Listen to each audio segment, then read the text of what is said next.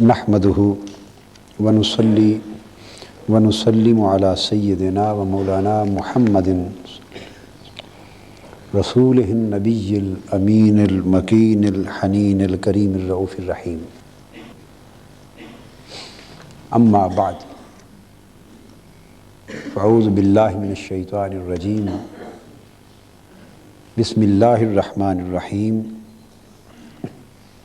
یا بنی اسرائیل اذکروا نعمتی التی انعمت علیکم وانی فضلتکم علی العالمین واتقوا یوما لا تجزی نفس عن نفس شیئا ولا يقبل منها عدل ولا تنفعها شفاعة ولا هم ينصرون۔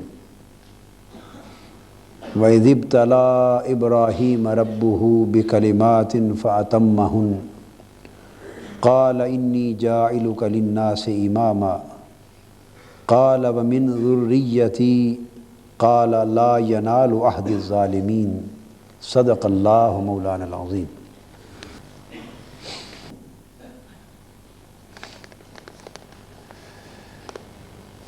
آج میں نے اللہ جل مجدہ کی توفیق سے سورہ بقرہ کی آیت نمبر 122، 123 اور 124 کی تلاوت کی ہے، اور انشاءاللہ تعالی مضمون اس سے آگے جاری رہے گا۔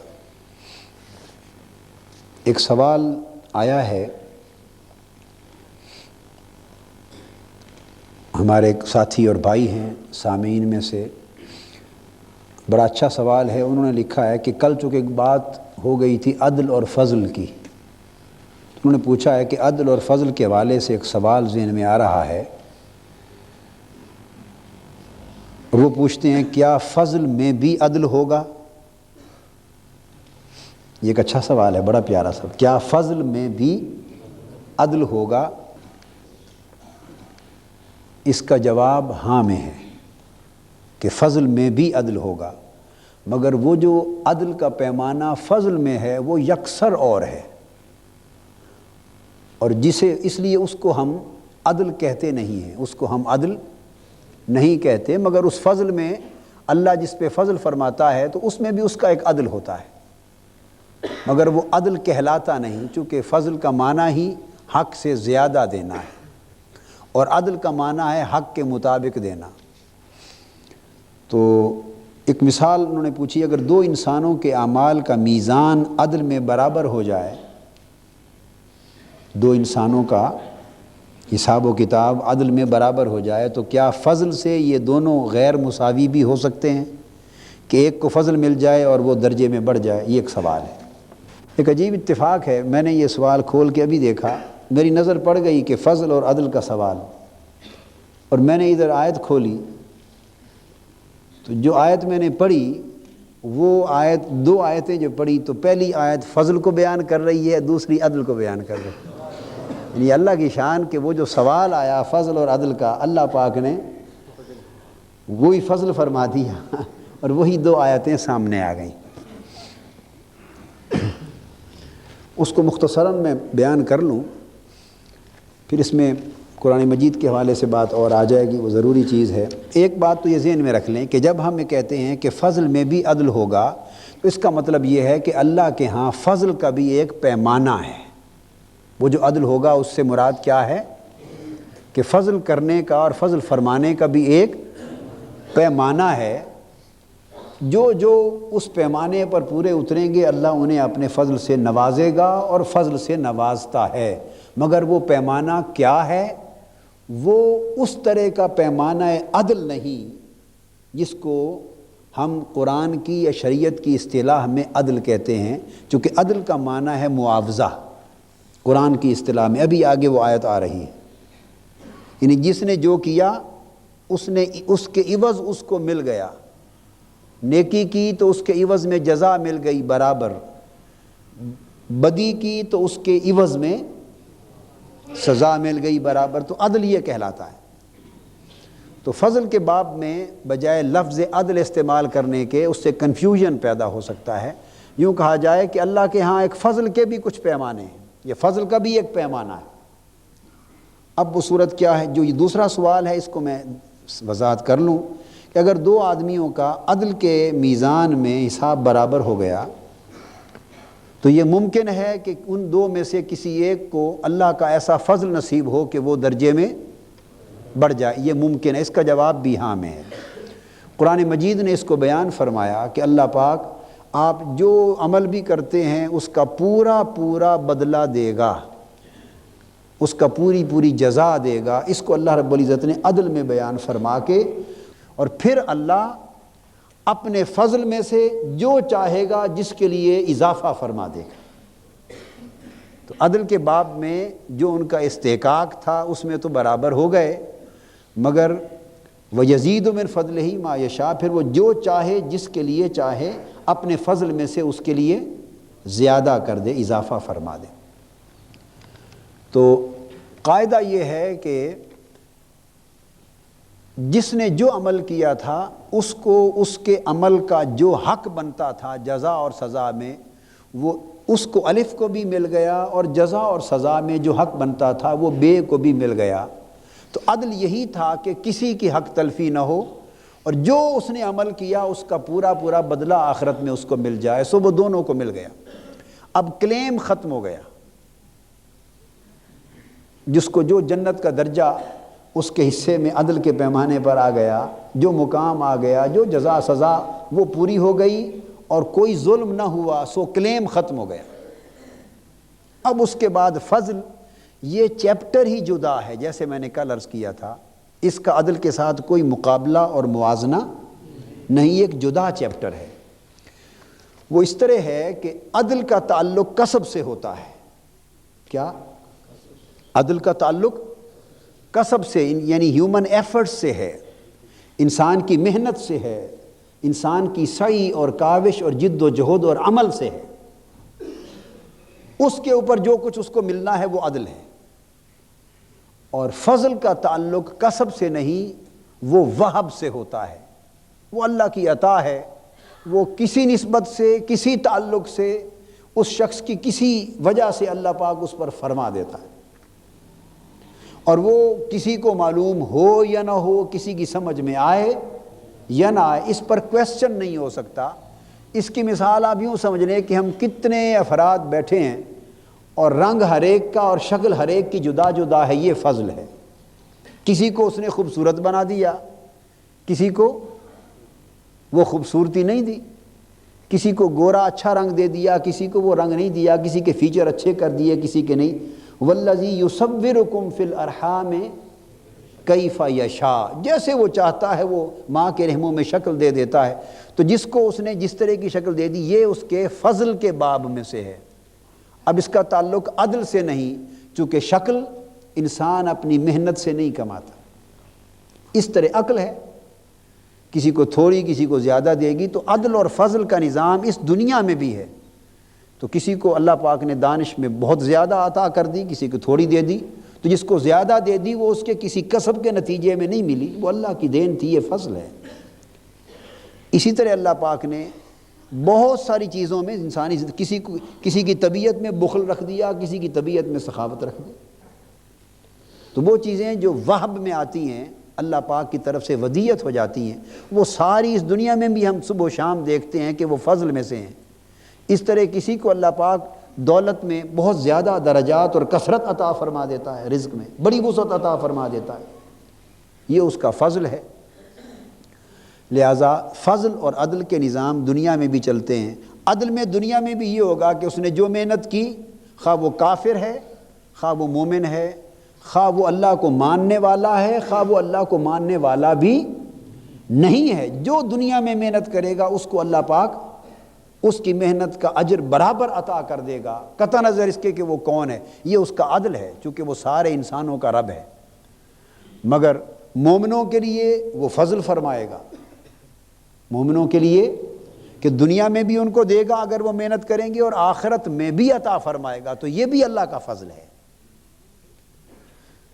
اب یہ جو آیات کریمہ ہماری دو ہم نے تلاوت کی ہیں، ان میں اسی چیز کی وضاحت آ رہی ہے۔ فرمایا اے بنی اسرائیل اولاد یعقوب، میری اس نعمت کو یاد کرو جو میں نے تم پر ارزانی فرمائی تھی، نعمتی التی انعمت علیکم۔ تو اللہ پاک نے بنی اسرائیل اس قوم پر جو نعمتیں فرمائیں یہ سب باب فضل میں سے تھیں، یہ سب باب فضل میں سے تھیں۔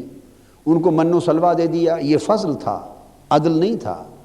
ان کو سائبان دے دیا بادلوں کا، یہ فضل میں سے تھا، عدل نہیں تھا۔ ان کے لیے موسیٰ علیہ السلام کی، اور یہ سارا فضل کس کے سبب سے تھا؟ یہ موسیٰ علیہ السلام کے توسط اور توسل اور ان کی برکت سے تھا۔ اور پھر ان کو اپنے زمانے کی تمام اقوام عالم پر فضیلت دی، وَأَنِّي فَضَّلْتُكُمْ عَلَى الْعَالَمِينَ، اور میں نے تمہیں اس زمانے کے تمام لوگوں پر فضیلت عطا کی۔ یہ جو فضلتکم ہے، تفضیل، فضیلت، یہ بھی فضل میں سے ہے، اس کا مادہ فا دواد لام ہے، یہ بھی فضل میں سے، فضیلت دی۔ تو اگر فضیلت دے دی یہ بھی ایک فضل تھا، عدل نہیں تھا کہ انہوں نے دنیا کی اقوام کے مقابلے میں اتنی فضیلت اور اونچا درجہ کسی محنت اور کمائی سے حاصل کیا تھا، نہیں، یہ موسیٰ علیہ السلام کی امت تھی اور موسیٰ علیہ السلام کی دعاؤں کی برکت تھی کہ اللہ پاک پے در پے فضل فرماتا جاتا تھا۔ تو عدل کا چیپٹر الگ ہے کہ وہ جس نے جو کیا وہ پا لیا، فضل اللہ پاک کسی نسبت سے دنیا میں بھی عطا فرما دیتا ہے اور از خود اپنی مرضی سے بھی عطا فرما دیتا ہے۔ اب یہی وہ فضیلت ہے جو صحابہ کرام کو ملی۔ مثلا صحابہ کرام کے ظاہری اعمال، ظاہری اور غیر صحابہ میں سے، امتیوں میں سے بعد کے زمانوں کے کسی کے ظاہری اعمال نہ صرف یہ کہ برابر ہو سکتے ہیں، بلکہ بعد کے زمانوں کے کئی مسلمان اپنے ظاہری اعمال میں صحابہ کرام کے اعمال سے بڑھ بھی سکتے ہیں اور کئی زیادہ ہوئے۔ وہ اولیاء کرام، حضور سیدنا غوث العظم رضی اللہ تعالیٰ عنہ، سیدنا امام اعظم ابو حنیفہ رضی اللہ تعالیٰ عنہ، اور کثیر تعداد میں اولیاء کرام جنہوں نے 40 برس عشاء کے وضو سے نماز فجر ادا کی اور اتنی کثرت کے ساتھ عبادت اور ریاضت کی، اور ساری زندگی مجاہدات کیے، ریاضات کی، کسی نے ساری زندگی جہاد کی ہے، کسی نے ساری زندگی تبلیغ کی، کسی نے کثرت کے ساتھ علم دین حاصل کیا اور لاکھوں انسانوں تک پھیلایا، کسی نے 90 لاکھ مسلمان کر دیے، کفر سے ایمان تک ان کو لے آیا۔ الغرض اتنے بڑے باعث اجر عمل کیے، محنتیں کی، ریاستیں کی، مگر یہ سارے اولیاء، صلحاء، بزرگان دین حضور علیہ السلام کی امت کے اپنے تمام تر اعمال سمیت مل کر بھی ایک ادنا صحابی کے برابر بھی درجے میں نہیں ہو سکتے۔ تو اگر بات فقط عدل کی ہوتی تو پھر صحابہ کرام کو عدل کی بنا پر تمام امت کے تمام افراد پر فضیلت کا کوئی جواز ان کے لیے نہ تھا۔ پھر تو سیدھی سی بات تھی، جس کا جتنا علم ہے وہ اتنا افضل ہے، جس کا جتنا عمل ہے اتنا افضل ہے، جس کا جتنا تقویٰ ہے وہ اتنا افضل ہے۔ مگر صحابہ کرام میں تو ایسے بھی ہوئے کہ ایک مثلاً ایک جنگ میں ایک شخص تھا کافر، وہ حضور علیہ السلام کے اور اسلام کے لشکر کے خلاف جنگ لڑ رہا تھا۔ حضور صلی اللہ علیہ وسلم کے سامنے اس کی سواری آ گئی، یعنی کفر کی حمایت میں جنگ لڑتے لڑتے نجس اور پلید حالت میں تھا، کفر اور شرک کی حالت میں تھا۔ حضور علیہ السلام کے سامنے سواری آ گئی اور آقا علیہ السلام کو دیکھا اور اوپر بیٹھے بیٹھے پوچھا، ہے محمد صلی اللہ علیہ وسلم، اگر میں آپ کا کلمہ پڑھ لوں اور آپ کی امت میں آ جاؤں تو مجھے کیا ملے گا؟ آقا علیہ السلام نے وہیں فرمایا، تم میرا کلمہ پڑھ لو تو میں تمہیں یہی جنت کی ضمانت دیتا ہوں۔ اس نے کہا اچھا یہ پکا وعدہ ہے؟ فرمایا ہاں۔ اس نے گھوڑے پر ہی بیٹھے، سواری پر ہی بیٹھے کلمہ پڑھا اور نیچے اتر کے حضور علیہ السلام کے قدموں میں آنا چاہتا تھا، پاؤں پھسلا اور وہیں گر کے شہید ہو گیا۔ بس کلمہ پڑھنا نصیب ہوا اور کلمے کے ساتھ آقا علیہ السلام کے چہرے انور کی زیارت مل گئی حالت ایمان میں۔ نہ کلمہ مزید ابھی سیکھ سکا، نہ نماز پڑھنی تو کیا تھی ابھی یاد ہی نہیں کی، نہ روزہ سمجھا رکھنا کیا تھا، ابھی مسئلہ ہی معلوم نہیں تھا روزہ کیا ہے، کیا حج، کیا روزہ، کیا زکوٰۃ، کیا خیرات، کیا صدقات اور کیا حسنات اور کیا اعمال صالحہ، کوئی ایک عمل بھی اس کے پلے میں نہ تھا۔ مگر اس نے جو حالت ایمان میں حضور علیہ السلام کی زیارت کر لی اور وہ صحابی ہو گیا، درجے میں وہ سیدنا غوث العظم سے بھی بلند ہے، امام اعظم ابو حنیفہ سے بھی بلند ہے، داتا گنج بخش علی حجویری سے بھی بلند ہے، اور قیامت تک حضور علیہ السلام کی امت کے تمام اولیاء سے بلند ہے۔ کیوں؟ وہ صحابی ہے۔ عمل کوئی نہیں ہے سوائے ایک عمل کے کہ حالت ایمان میں آقا کی زیارت کی۔ تو یہ جو فضیلت ملی یہ عدل سے نہیں بلکہ تو فضل میں بھی یہ ایک اللہ کا، جس کو کہتے ہیں نا پیمانہ ہو گیا کہ اللہ پاک جس پر اب حضور کی زیارت کرنا اللہ کے ہاں اتنا بڑا پیمانہ ہے کہ جس کو اس زیارت کی فضیلت دیتا ہے وہ ساری فضیلتیں نیچے رہ جاتی، تو یہ سب سے اونچا فضل ہے۔ تو نسبتوں کا فضل ہوتا ہے، تو سب صحابہ کرام کو جو فضیلت ملی وہ فضل اللہ کا نسبت رسول صلی اللہ علیہ وآلہ وسلم کے باعث ہے۔ اب اہل مدینہ کو فضیلت ملی، حضور علیہ السلام نے فرمایا حدیث پاک میں، جو اہل مدینہ سے برائی کا ارادہ کرے وہ دوزخ کی آگ میں جل کے یوں ختم ہو جائے گا جیسے نمک پانی میں گھل کر ختم ہو جاتا ہے۔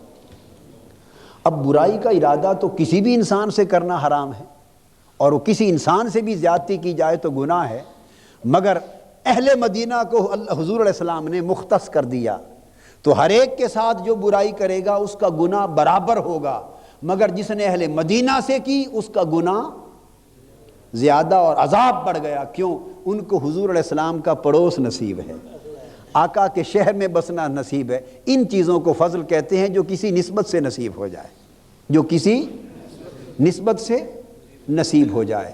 تو یہ نسبت مکانی ہے، اس سے بھی فضل ہوتا ہے۔ نسبت زمانی ہے، کیا؟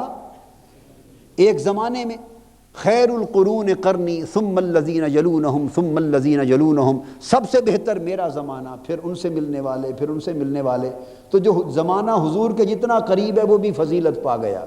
تو یہ نسبت مکانی سے بھی فضل ہو گیا۔ اس طرح نسبی نسبت سے بھی فضل ہوتا ہے۔ نیکوں کی اولاد بشرطے کے ایمان اور عمل والی ہو، بے ایمان نہ ہو، بے ایمان نہ ہو، یہ شرط پوری ہو کہ وہ اہل ایمان ہوں اور انہی صالحین اور اولیاء اور انبیاء کے نیکوں کی راہ پر چلنے والے ہوں۔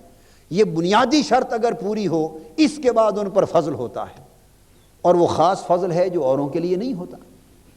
قرآن مجید میں وہ موسیٰ علیہ السلام اور خضر علیہ السلام کے واقعے میں جو آیا، جن بچوں کی دیوار تعمیر کر دی تھی ان کے لیے خاص نسبت بیان کی۔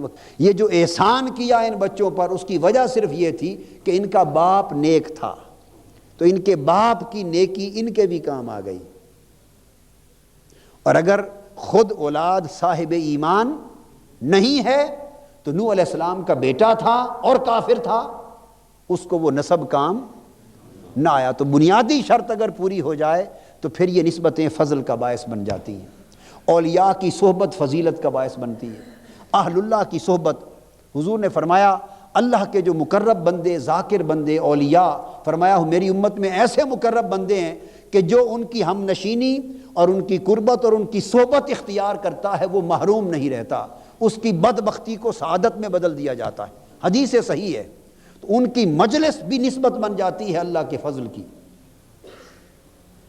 اہل اللہ اور اہل ذکر کی مجلس میں بیٹھنے والا، بخاری اور مسلم کی حدیث صحیح ہے، حضور علیہ السلام نے فرمایا کہ ملائکہ جب مجلس ذکر سے واپس جاتے ہیں تو اللہ پاک مجلس ذکر کا حال سنتا ہے کہ میرے بندے میرا ذکر کر رہے تھے، حال سناؤ۔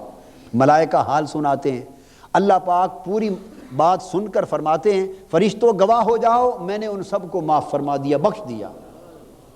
حدیث پاک ہے، متفق علیہ حدیث ہے بخاری مسلم کی۔ ایک فرشتہ پوچھتا ہے باری تعالیٰ آپ نے تو سب کو بخش دیا، ان میں تو ایک ایسا شخص بھی تھا کہ جو اس مجلس کی نیت سے ہی نہیں آیا تھا، ویسے گزر رہا تھا کسی کام سے، تو اس نے یوں ہی کھڑے ہو کے یا بیٹھ گیا، بس بائی دی وے گزرتے ہوئے بیٹھ گیا، وہ تو اس خاطر آیا ہی نہیں تھا، اس کو بھی بخش دیا۔ تو اللہ پاک فرماتے ہیں ہاں وہ لوگ جن کی مجلس میں وہ بیٹھا وہ میرے اتنے پیارے ہیں کہ میں ان کے ہم نشینوں کی بدبختی کو بھی، شقاوت کو ختم کر دیتا ہوں، اور جو ان کا ہم نشین ہوتا ہے اس کو بھی محروم نہیں دیتا، اس کی جھولی میں بھی کچھ نہ کچھ ڈال دیتا ہوں۔ تو یہ ساری چیزیں باب فضل میں سے ہیں، یہ کسب میں سے اور عدل میں سے نہیں ہیں۔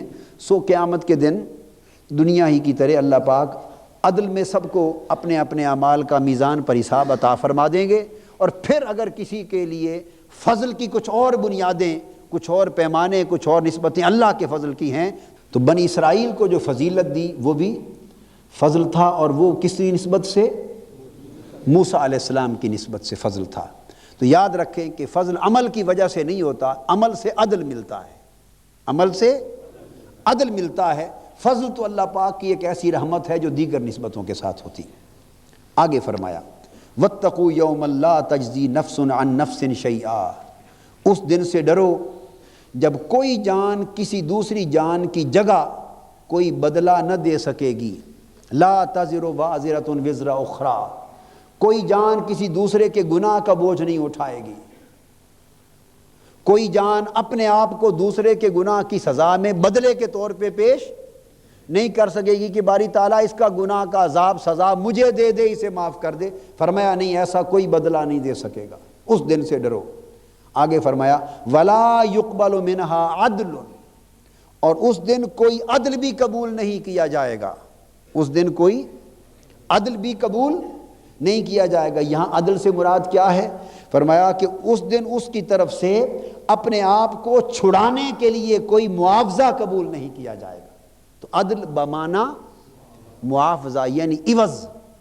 اب پہلے جو معاوضہ ہم نے بیان کیا وہ معاوضہ تھا عمل کا معاوضہ بصورت جزا و سزا، اور یہاں جو معاوضہ مالی بیان ہو رہا ہے، جیسے کسی مقام پر فدیہ کا لفظ بیان کیا کہ پیسے دے کے، جیسے انسان مریض ہے روزہ نہیں رکھ سکتا، فدیہ کرتا ہے پیسے دے کر کسی غریب کو روزے رکھوا دیتا ہے، تو یہ اس کا عدل ہو جاتا ہے، یہ اس کا یعنی معاوضہ اور بدلہ ہو جاتا ہے۔ جیسے کفارہ ہے تو کفارہ ایک طرح کا عدل اور اس کا معاوضہ بن جاتا ہے۔ فرمایا قیامت کے دن جب حساب و کتاب ہو جائے گا تو کوئی کسی کا معاوضہ دے کے اپنی جان کو چھڑا نہیں سکے گا۔ وَلَا تَنْفَعُهَا شَفَاعَةٌ، اور نہ اس دن اس کو اذن الہی کے بغیر کوئی سفارش فائدہ پہنچائے گی۔ یہاں ایک بڑا نکتہ قابل توجہ ہے، قرآن مجید نے سفارش کی نفی نہیں کی، اللہ پاک نے یہ نفی فرمایا۔ یہ بنیادی طور پہ بات کافروں کے لیے ہو رہی ہے اور غیر مومنوں کے لیے ہو رہی ہے جو منکر ہوتے چلے آ رہے ہیں، یہود، نصارہ اور منکرین اور کفار جو ایمان کو ترک کر گئے، اور حکم ہو رہا ہے ان سے کہ ڈرو، ان کی نافرمانیوں کا ذکر کر کے پھر بار بار یاد دہانی کرا، ڈرو اس دن سے جس دن کوئی بدلہ نہ ہوگا، کوئی معاوضہ نہ ہوگا، اور اس دن کوئی سفارش تمہیں لا تنفعها، اس جان کو نفع نہیں پہنچائے گی سفارش۔ تو آیت کریمہ یہ بتا رہی ہے کہ سفارش ہوگی قیامت کے دن، سفارش اور شفاعت ہوگی، مگر کسی کو شفاعت نفع دے گی، کسی کو نہ دے گی۔ اور اگر قرآن مجید سے پوچھیں آگے یہ مقامات بڑے کثیر آ جائیں گے، وہ کس کو نفع نہیں دیں گی؟ قرآن نے کیٹیگوریکل کہہ دیا کہ وہ شفاعت اور سفارش کافروں کو نفع نہیں دے گی، کافروں کو نفع، منکروں کو، کافروں کو، مجرموں کو، جن کو قرآن مجید نے کہا تو کافروں کو نفع نہیں دے گی، کیوں کہ سفارش اور شفاعت حق ہی بنیادی طور پر اہل ایمان کا ہے، اور شفاعت عدل میں سے نہیں، شفاعت فضل میں سے ہے۔ شفاعت کیا ہے؟ بولیے، فضل میں سے ہے۔ اور ایک بات ذہن نشین کر لیں، آگے تفصیل آئے گی تو میں اس موضوع پر بھی بات کروں گا انشاءاللہ۔ شفاعت حق ہے، یہ اللہ کے نظام کا حصہ ہے، اللہ کے اور دین کے نظام کا حصہ ہے۔ شین فے عین جو شفا، اسی سے شفا میں سے ہے، شفا بھی اسی قبیل میں سے ہے لفظ۔ یہ جو نہیں آپ دعویٰ کرتے ہیں حق کے شفا کا، شین فے عین، میں آپ کو ایک نکتہ سمجھا دوں، ہمیشہ کے لیے بات ہی شفاعت کی کا عقدہ ہی ہمیشہ کے لیے کھل جائے گا۔ حق کے شفا سے شفاعت کا مسئلہ سمجھ آ جائے گا۔ تو شفا کیا ہے؟ آپ کے قانون شفا میں شفا ایک خاص نسبت کی وجہ سے ایک اضافی استحقاق بن جاتا ہے، ایک خاص نسبت کی وجہ سے اضافی استحقاق ہوتا ہے۔ شفا کا حق کس کو ملتا ہے؟ جو ملکیت میں شریک ہوں۔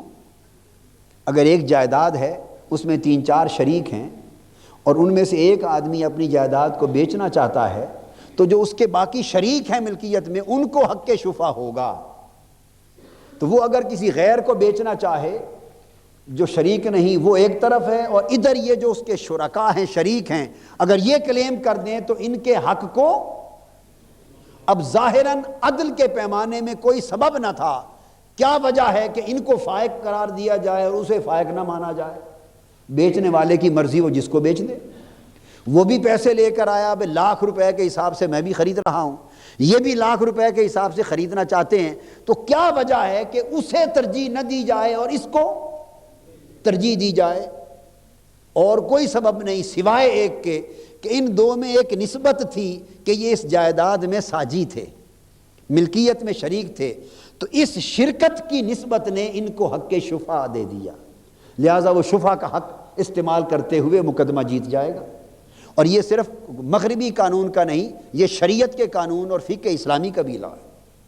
اسی طرح شفعہ کا حق دوسرا بھی ہے، وہ پڑوسی کو حاصل ہے۔ کس کو؟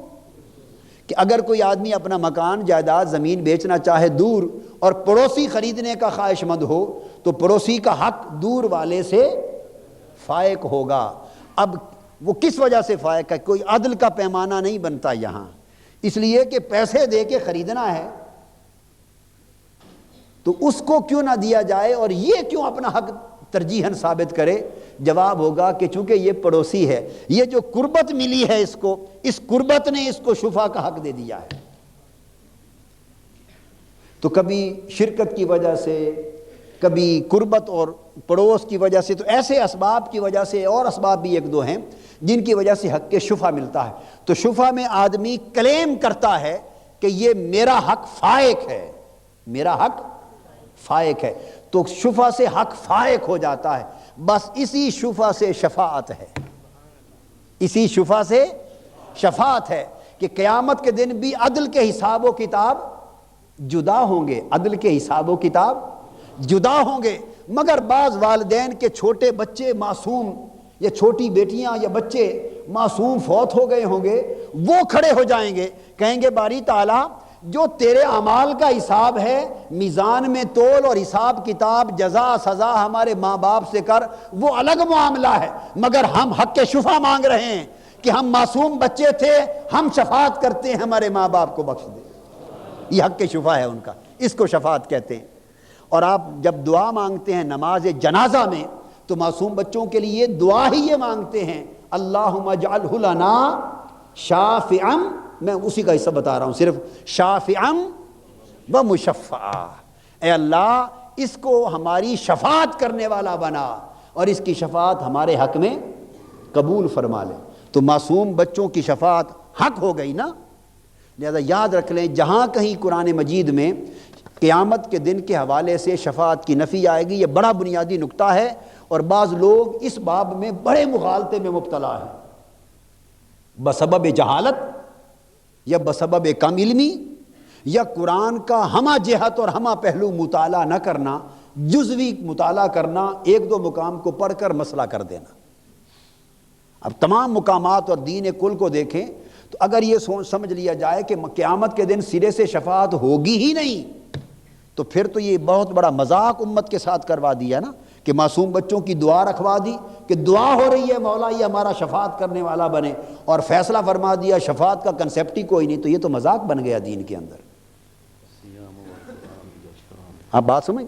پھر آقا علیہ السلام نے فرما دیا کہ قرآن اور رمضان کے روزے دونوں قیامت کے دن شفاعت کریں گے۔ اگر قیامت کے دن شفاعت سرے سے ہی کوئی نہ ہو تو یہ قرآن کا شفاعت کرنا، روزوں کا شفاعت کرنا اچھے معنی دار ہے۔ من ذا الذی یشفع عندہ الا باذنہ، کون ہے جو اپنی مرضی سے شفاعت کر سکے اللہ کے حضور؟ کوئی نہیں کر سکتا، مگر ہاں وہ شفاعت کریں گے جن کے ہاتھ میں اللہ کا اذن ہوگا۔ تو یہ ایک الگ مسئلہ ہے۔ معزون الشفاعت لوگ ہوں گے، وہ کون ہیں؟ جن کے بارے میں اللہ پاک نے اذن دے رکھا ہے، اذن، اور آگے آئے گا وہ ایسے لوگ ہوں گے کہ ان کا حساب، ان کا مقام بھی قیامت کے دن جدا ہوگا۔ جن کو شفاعت نفع نہیں دے گی وہ کافر ہوں گے، اور ان کے بت ہوں گے جو شفاعت نہ کر سکیں گے، اور ان کو قرآن کہتا ہے کہ جانوروں کی طرح ہانک کر دوزخ میں لے جایا جائے گا، جانوروں کی طرح ہانک کر دوزخ میں لے جایا جائے گا۔ اور پھر قرآن کہتا ہے وہ جو اللہ والے ہوں گے، متقی ہوں گے، مومن کامل ہوں گے، اللہ کے دوست اور ولی ہوں گے، اللہ والے، ان کی تکریم قیامت کے دن کیسے ہوگی؟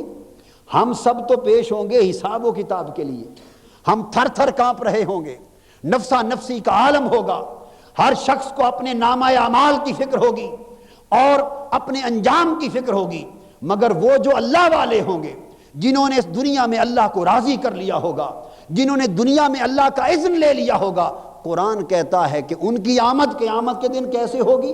قرآن کریم میں ہے کہ ان کو سواریوں پر سوار کر کے معزز مہمانوں کی طرح اللہ کی بارگاہ میں لایا جائے گا، سواریوں پر سوار کر کے معزز مہمانوں کی طرح اللہ کے حضور لایا جائے گا۔ اور قرآن کہتا ہے کہ یہ لوگ اللہ کے حضور اذن شفاعت پانے والے ہوں گے اور یہ شفاعت کریں گے، اور ان کی شفاعت قبول ہوگی۔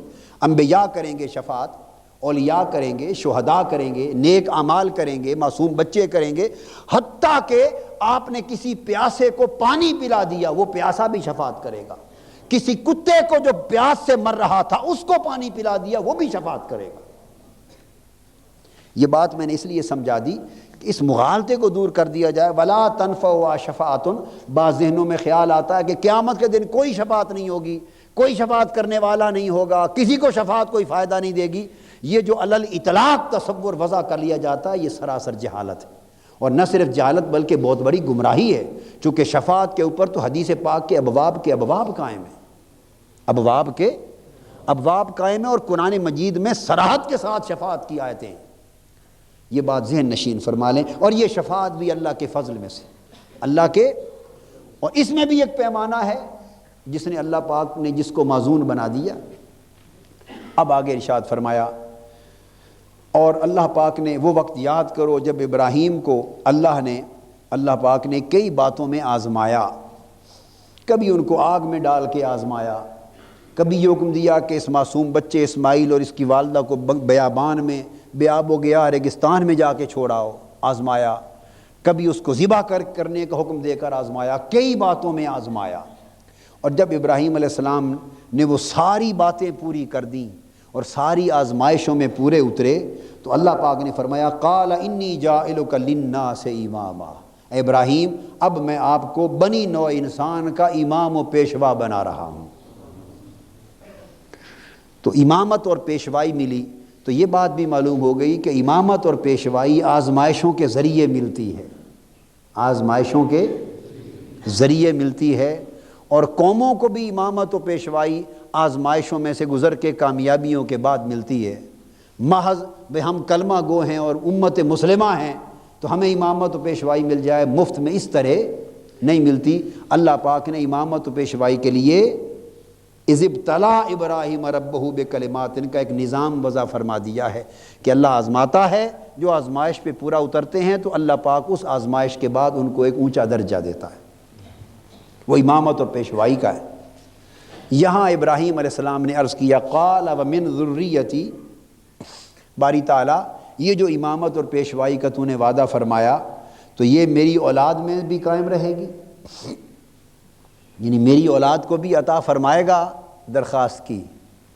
اللہ رب العزت نے فرمایا قال لا ینال عہد الظالمین، کہ ہاں مطلب یہ تھا کہ اے ابراہیم تیری اولاد کو بھی دوں گا، آپ کی اولاد میں بھی امامت اور پیشوائی کو چلاؤں گا، مگر میرا وعدہ ظالموں کے حق میں نہیں ہوگا، خواہ وہ آپ کی اولاد میں سے ہی کیوں نہ ہو، مگر جو ظالم ہو جائیں گے یعنی منکر ہو جائیں گے، ایمان کی راہ کو چھوڑ دیں گے یا کفر اور شرک کی راہ پہ چل پڑیں گے، ان کے لیے میرا وعدہ نہیں ہوگا۔ وعدہ امامت اور پیشوائی کا ہوگا آپ کی اولاد میں سے، بشرطے کہ وہ آپ کی راہ پر چلتے ہوئے مومن ہوں۔ تو جو جیسے نوح علیہ السلام کا بیٹا مومن نہ رہا تھا تو اللہ پاک نے فرمایا لیس من اہلک، اے نوح یہ آپ کی اہل میں سے ہی نہیں ہے، یہ آپ کی اہل میں سے ہی نہیں ہے۔ یہ جو کلمات ہیں لا ینال عہد الظالمین، اس پر صاحبزادگان خصوصی توجہ کریں۔ یہ کن کے لیے زیادہ اہمیت کے حامل ہیں؟ وہ لوگ جو صاحبزادے ہوتے ہیں، مشائخ کے صاحبزادے، پیران کرام کے صاحبزادے، علماء کے صاحبزادے، بڑی بڑی نیک ہستیوں کے صاحبزادے، وہ جن کو صاحبزادگی مل جاتی ہے تو وہ صاحبزادگی کے ساتھ یہ نہ سمجھیں کہ جو درجہ اور منزلت اور قدر اور نعمت میرے باپ اور دادا کو اللہ نے دی، چونکہ ہم ان کے صاحبزادے ہیں تو بس مفت میں ہمیں بھی وہ ملتی چلی جائے گی، نہ ہاتھ ہلانے کی ضرورت نہ محنت کی ضرورت۔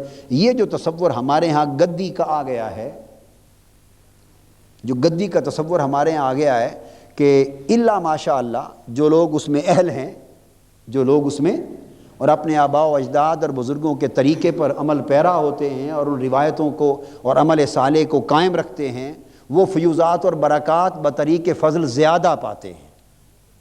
ایک اپنے عمل کا عدل پاتے ہیں اور ایک ان کو توجہات اور فیوزات بھی فضل میں زیادہ ملتی ہیں اس نسبت نسبی اور نسبت کسبی کی وجہ سے۔ مگر اس کا مطلب یہ نہیں کہ محض کسی کی اولاد ہو جانا عمل بد ہو، بدکار ہو، ایمان کی راہ پر کوئی شخص نہ ہو، فسق و فجور کی راہ پر ہو، صریحاً ان کی زندگی اور ان کے طرز حیات کے خلاف چل رہا ہو، اور محض یہ کہ بس جیسے وراثت میں جائیداد مل جاتی ہے، کوئی سمجھے کہ امامت اور پیشوائی اور بزرگی اور ولایت یہ بھی وراثت میں مل جائے گی، اس تصور کو قرآن مجید نے رد فرما دیا۔ لا ینال عہد الظالمین ومن ذریتی، آیت کے دو حصے توجہ طلب ہیں، یعنی اولاد میں چلتی ہے، اولاد میں نعمت چلتی ہے۔ یہ کہاں سے ثابت ہوا؟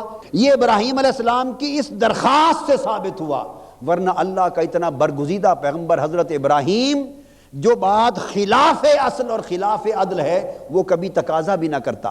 یہ جو عرض کیا وَمِن ذُرِّيَّتِي، مولا میری اولاد میں بھی امامت و پیشوائی چلے گی نا، ان کا پوچھنا اس بات کی دلیل ہے کہ وہ نعمت اللہ والوں، نبیوں اور ولیوں کی اولاد میں بطریق اولا چلتی ہے۔ سوال بتا رہا ہے کہ چلتی ہے، اور جواب بتا رہا ہے کہ وہ جو نعمت اولاد میں چلتی ہے ایک شرط کے ساتھ، بشرطے کہ اولاد ایمان اور عمل صالح میں بزرگوں کے نقش قدم پر چل رہی ہے۔ سوال نے ایک مسئلہ حل کر دیا، جواب نے دوسرا مسئلہ حل کر دیا۔ سوال نے یہ تصور، بعض لوگ کہتے ہیں کہ یہ کوئی ضروری ہے جی بزرگوں کی اولاد ہے تو ان میں بھی وہ نعمت چلے، محض اس کی نفی کرنا بھی ایک انتہا پسندی ہے، محض اس کی نفی کرنا بھی یہ سنت الہیہ کے خلاف، اللہ کی سنت ہے کہ نعمت اولاد میں چلتی ہے۔ بنی اسرائیل میں یکے بعد دیگرے نبیوں کے بیٹے نبی ہوتے، یکے بعد دیگرے نبیوں کے، اور اولاد میں نبوت چلتی۔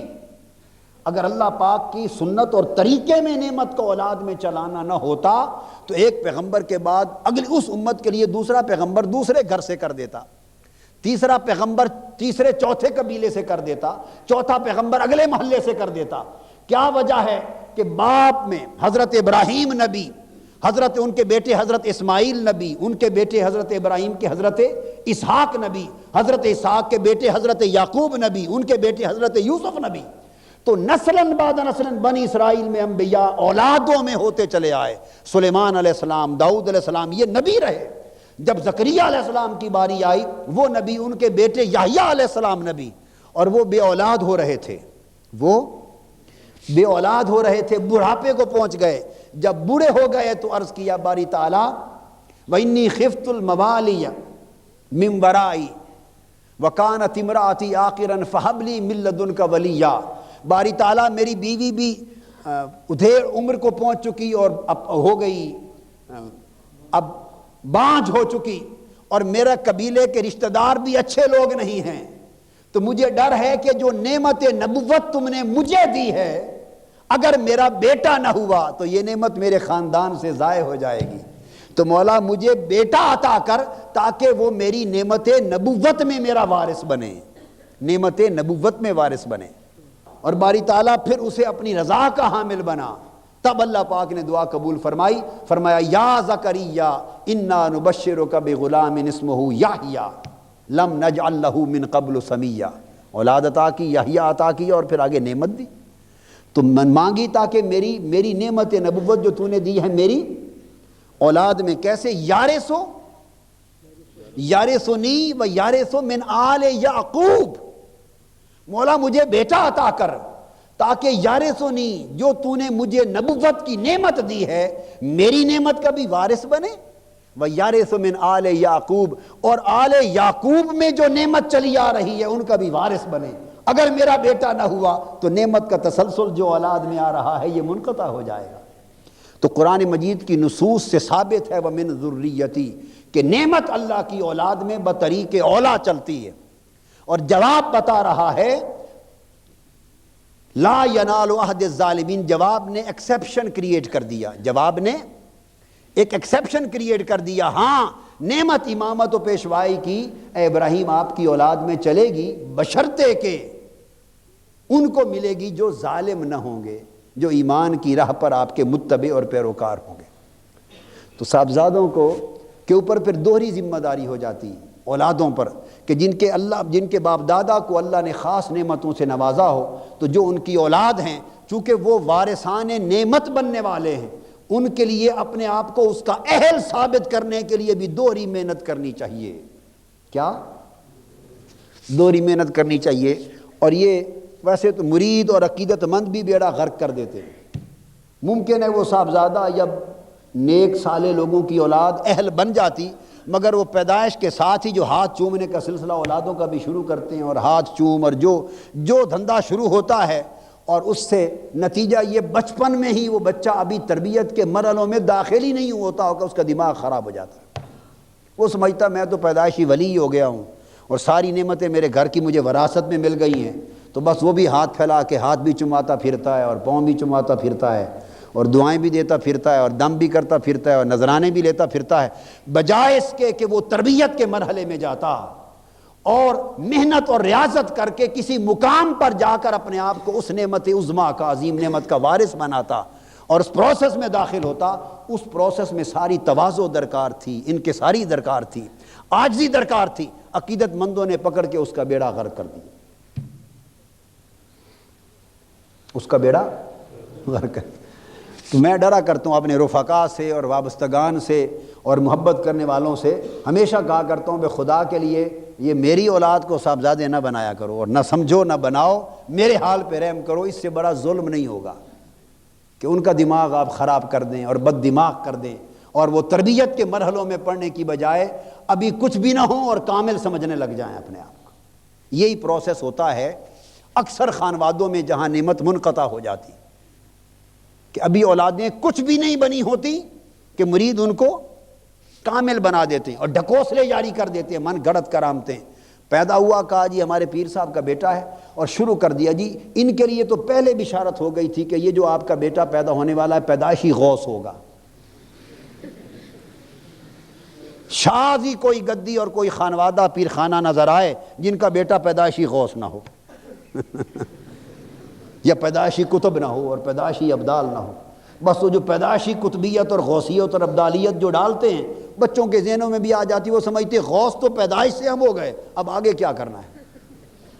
نہ شریعت، نہ طریقت، نہ محنت، نہ ریاضت۔ یہ ایک ایسا عمل ہے جو عقیدت مندوں کی طرف سے تباہی پیدا کرتا ہے۔ یہ آپ لوگوں سے متعلق ہے، وہ لوگ جو عقیدت مند ہوتے ہیں، مانتے ہیں ان چیزوں کے۔ جو مانتے ہی نہیں ہیں ان کا تو معاملہ ہی الگ ہو گیا نا۔ اس لیے ہر طرف اعتدال کے ساتھ چلنا ہوتا ہے۔ اور پھر اللہ پاک نے فرمایا سیدنا ابراہیم علیہ السلام کو، جب ہم نے وَإِذْ جَعَلْنَا الْبَيْتَ مَثَابَةً لِلنَّاسِ وَأَمْنًا، اور یاد کرو جب ہم نے اس گھر یعنی خانہ کعبہ کو لوگوں کے لیے رجوع اور اجتماع کا مرکز بنا دیا اور جائے امان بنا دیا، اور حکم دیا کہ وہ پتھر جس پر ابراہیم علیہ السلام نے کھڑے ہو کر کعبہ تعمیر کیا تھا اور جہاں ان کے قدموں کے نشان لگے تھے، وَاتَّخِذُوا مِن مَّقَامِ إِبْرَاهِيمَ مُصَلًّى، اور فرمایا حکم دیا کہ لوگو میرا محبوب اور مقرب بندہ اور برگزیدہ نبی ابراہیم جس مقام پر کھڑا ہوا تھا اس کے مقام کو، اس کی کھڑے ہونے کی جگہ کو اپنے لیے مقام نماز بنا لو۔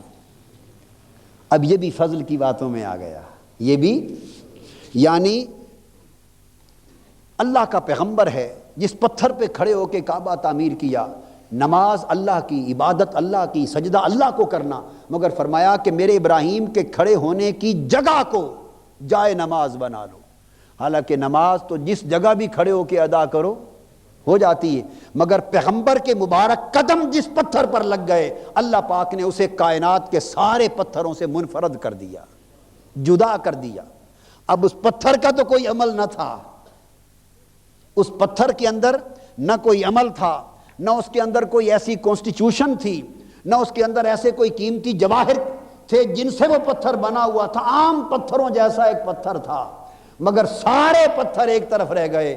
جہاں اللہ کے برگزیدہ پیغمبر کے قدم لگے وہ خانہ کعبہ میں رکھ دیا گیا، اور قیامت تک اب کسی کا طواف قبول نہیں ہوتا جب تک خدا کے گھر کے 7 چکر لگا کر حضرت ابراہیم کے قدموں کے نشان کے سامنے کھڑے ہو کر رب کو سجدہ نہ کرے۔ فرمایا میرے گھر کا طواف ہی ناقص رہ جائے گا جب تک مقام ابراہیم کی جگہ پہ سجدہ نہ کرو۔ باری تعالیٰ وہ تو ایک پتھر پڑا ہوا ہے، اس جگہ تو ایک ہی آدمی کھڑا ہو کے نماز پڑھ سکتا ہے، اور باقی ہزاروں لاکھوں آدمی کیا کریں؟ فرمایا کوئی بات نہیں، پیچھے جہاں تک چلے جاتے ہو چلے جاؤ، بس نماز پڑھو، رخ تو کعبے کی طرف ہونا ہے، مگر مقام ابراہیم کو مصلی یوں بناؤ کہ جہاں جگہ ملے کھڑے ہو جاؤ، بس ابراہیم کے قدموں کے نشان تمہارے سجدے کے آگے ہو علیہ الصلاۃ والسلام۔ تو اللہ پاک نے پتھر کو اتنا اونچا درجہ عطا فرما دیا پیغمبر کی قدموں کی نسبت سے۔ ان الصفا والمروۃ من شعائر اللہ، یہ تو حضرت ابراہیم علیہ السلام کے قدم تھے۔ وہ حضرت ہاجرہ رضی اللہ تعالیٰ عنہ جو پیغمبر بھی نہیں، جو پیغمبر کی زوجہ ہیں اور مومنہ ہیں، زوجہ مطہرہ، ایک پیغمبر کی زوجہ مطہرہ اور ایک پیغمبر کی والدہ مطہرہ، اور یہ نسبتیں میں آپ کو بتانا چاہتا ہوں یہ نسبتیں ثانوی ہیں۔ دراصل یہ سارا اہتمام جو ہو رہا ہے وہ یہ کہ حضرت ہاجرہ وہ خاتون ہیں کہ جن کے بطن سے وہ نسل چلنے والی تھی کہ جس نسل سے محمد مصطفیٰ آ رہے تھے۔ اس لیے صفا مروہ کے جن پہاڑوں پر حضرت ہاجرہ کے قدم لگ گئے اللہ نے فرمایا یہ پہاڑ بھی میرے شاعر بن گئے۔ اب تمہارا حج قبول نہ ہوگا، تمہارا عمرہ قبول نہ ہوگا، میرے گھر کے 7 چکر لگاؤ، پھر سیدھے چلو، پھر ابراہیم علیہ السلام کے قدموں کے نشانوں پر آ جاؤ اور سیدھا کھڑا ہو کر مقام ابراہیم پر نفل پڑھو، پھر چل پڑو اور پھر آب زمزم پیو۔ مولا یہ کیا پانی ہے؟ ہم تو پاکستان سے بوائلڈ واٹر اپنے ساتھ لائے تھے، منرل واٹر لائے تھے، وہی کیوں نہ پی لیں؟ فرمایا نہیں، ماں پانی کی نہیں ہے، باپ یہ ہے بات کہ یہ پانی اس چشمے سے نکلا ہے جو چشمہ میرے اسماعیل کے قدموں کے رگڑنے سے پیدا ہوا تھا۔ دھندا پانی کا نہیں ہے، یہ بات اور ہے۔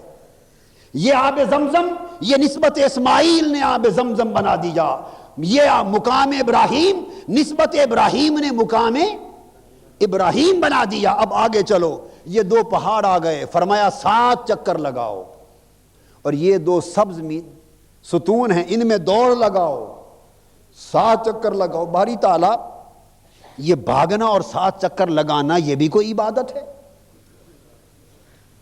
نہ اس میں قرآن کی تلاوت کی شرط، نہ اس میں رکوع سجود کی شرط، بس چکر لگاؤ، جو جی چاہے پڑھ لو، برکت ہے، کچھ نہ پڑھو تب بھی خیر ہے۔ آپ بات کو سمجھے؟ جو کچھ آتا ہو پڑھ لو، اور کچھ بھی نہ آتا ہو وہاں نہ کچھ پڑھنا مقصود نہ پڑھانا مقصود، صرف 2 پہاڑیوں پر دوڑانا مقصود، جہاں میری ہاجرہ، میرے مصطفیٰ کی دادی اماں حضرت ہاجرہ دوڑی تھی، بس تم بھی دوڑو۔ باری تعالیٰ کیوں دوڑاتے ہیں آپ؟ ضعیف بھی ہیں، بوڑھے بھی ہیں، بیمار بھی ہیں، کوئی کسی کو اٹھائے پھرتا ہے بیماروں کو، کوئی ریڈیو پہ چلائے پھرتا ہے، مولا یہ بیمار ہیں ان کو تو معاف فرما دے۔ فرمایا نہیں، بیمار ہیں ریڈیو پہ چل پڑے، مگر حج نہیں ہوگا جب تک یہ میرے مصطفیٰ کی دادی اماں کے دوڑنے کی جگہ ہے، جب تک ان پہاڑوں پر چکر نہ لگاؤ گے۔ باری تعالیٰ یہ کیا ہے؟ فرمایا یہ معاملہ عدل کا نہیں ہے، یہ فضل کا ہے، یہ معاملہ عمل کا نہیں ہے، یہ معاملہ نسبت کا ہے، یہ معاملہ نسبت کا ہے، یہ معاملہ عقل کا نہیں، یہ معاملہ محبت کا ہے۔ ادا ہے حضرت ہاجرہ کی، ایک ادا ہے، بس میں قیامت تک میں نے اس ادا کو عبادت بنا دیا۔ مینا میں چلے جاؤ، کنکریاں اٹھاؤ، ستون کھڑے ہوئے ہیں ان کو کنکریاں مارو، یہ کون ہے جی؟ شیطان ہے۔ مٹی پتھر کے بنے ہوئے ستون، انہیں شیطان ہے، کنکریاں مارو۔ باری تعالیٰ نہ یہ شیطان اور نہ ہماری کنکریوں سے انہوں نے بھاگنا، یہ حج میں کیا کروا رہا ہے؟ 25 لاکھ 30 لاکھ آدمیوں سے ستونوں کو کنکر مروا رہا ہے، یہ حج کے ارکان میں سے یہ کیا ہو گیا؟ فرمایا تمہیں کیا غرض یہ شیطان ہے یا نہیں؟ اس جگہ پر میرے اسماعیل نے شیطان کو کنکر مارے تھے، مجھے اپنے محبوب کی ادا پسند ہے، اب ستون بن گئے ہیں، قیامت تک شیطان نظر آئے یا نہ آئے تم کنکریاں مارتے جاؤ، میرے محبوب کی ادا نبھتی چلی جائے گی۔ یہ عبادت، سارا حج محبوبوں کی ادائیں ہیں، سارا حج محبوبوں کی۔ کپڑے اتار دو، 2 چادریں پہن لو، باری تعالیٰ یہ کیا؟ بس تمہیں کیا خبر، یہ میرے ابراہیم کا لباس تھا۔ ہائے ہائے ہائے، حکم دیا ناخن کاٹا کرو، مگر یہاں آ گئے اب احرام ہے، خبردار کوئی ناخن نہ کاٹے، کوئی بال نہ تراشے، صفائی بھی روک دی۔ باری تعالیٰ نظافت نصف الایمان، صفائی تو آدھا ایمان ہے، آدھا دین ہے۔ یہاں ناخن بھی نہ کاٹیں بڑھ جائیں، بال بھی نہ کاٹیں بڑھ جائیں، صفائی بھی روک دی۔ فرمایا تم کیا جانو صفائی کیا ہے یا کیا نہیں، یہاں دھندا صفائی کا نہیں، یہاں محبوب کی اداؤں کے نبھانے کا معاملہ ہے۔ میں تمہیں عاشقوں کے روپ میں دیکھنا چاہتا ہوں۔ ہائے ہائے ہائے ہائے ہائے ہائے ہائے ہائے، عاشقوں کے روپ میں دیکھنا چاہتا ہوں، بال بڑے ہوئے، ناخن بڑے ہوئے، لباس اترے ہوئے، چادریں پہنی ہوئی، پہاڑوں پر دوڑتے پھرتے ہو، کنکریاں مارتے پھرتے ہو، کوئی عقل والا دیکھے تو کہے دیوانے ہیں۔ بس میں یہی روپ دیوانگی کا دیکھنا چاہتا ہوں۔ اس دیوانگی کے روپ کا نام حج ہے۔ گئے تھے حج کرنے، پتہ نہیں کیا ہے، یہی دیوانگی کے روپ دار دار کے پلٹ آئے، حج ہو گیا۔ تو فرمایا اللہ پاک نے کہ یہ مقام ابراہیم، یہ نسبتیں ہیں ساری، اور ان نسبتوں کو دھیان کرنا، ان کا ادب کرنا اور ان کا لحاظ کرنا، ان نسبتوں کی محبت دلوں میں رکھنا، یہ ایمان ہے۔ یہ اور اللہ پاک نے فرمایا وَمَن يُعَظِّمْ شَعَائِرَ اللَّهِ إِنَّهَا مِن تَقْوَى الْقُلُوبِ، جو اللہ کی ان نسبتوں اور شعائر کی تعظیم اور ادب کرتا ہے، یہ بھی دلوں کا تقوی ہے۔ ان شعائر کا، ان نسبتوں کا ادب کرنا دلوں کا تقوی ہے، یہ عبادت ہے۔ ہم اس تصور کو بھول گئے، اتنا بھولے کہ ہم نے اس تصور کو شرک سمجھ لیا ہے۔ انا للہ و انا الیہ راجعون۔ پھر فرمایا ابراہیم اور اسماعیل کو حکم دیا میرے گھر کو صاف کرو، طواف کرنے والے آئیں گے، اعتکاف بیٹھنے والے آئیں گے، رکوع اور سجود کرنے والے آئیں گے، میرے گھر کو ان کے لیے صاف کرو۔ تو مسجدوں کو صاف رکھنا حضرت ابراہیم کی سنت ہے۔ مسجدوں کی صفائی کرنا، یہ جو خادم مسجدوں کے ہوتے ہیں، خدام، ان کا احترام کیا کریں، ان کو نوکر اور نیچ ملازم نہ سمجھا کریں۔ مسجدوں کے، اللہ کے گھر کی صفائی کرنا سنت ابراہیم ہے، سنت اسماعیل ہے، بڑا اونچا مقام ہے۔ مؤذن کو ہم سمجھتے ہیں کہ بس یوں ایک 3rd کلاس ملازم ہے گریڈ 4 کا، اوے اذان دے، معاذ اللہ استغفر اللہ، یہ ہماری طبیعتیں بن گئی ہیں، اور خبر نہیں کہ وَأَذِّن فِي النَّاسِ بِالْحَجِّ، یہ مؤذن بننا حضرت ابراہیم کی سنت ہے۔ تو ہم ان نسبتوں کو بھول گئے ہیں کہ یہ نسبتیں کیا ہیں۔ بس آج بات یہاں ختم کرتے ہیں، جو کہ آگے دعائیں بھی آ رہی ہیں اور کچھ بیان آ رہے ہیں، انشاءاللہ تعالیٰ ان کو کل بیان کریں گے، اور امید ہے کل اللہ کو منظور ہوا تو پہلا پارہ کل ختم ہو جائے گا۔ وما علینا الا البلاغ۔ شیخ الاسلام ڈاکٹر محمد طاہر القادری کے آفیشیل یوٹیوب چینل کو سبسکرائب کریں اور بیل آئیکن کلک کریں۔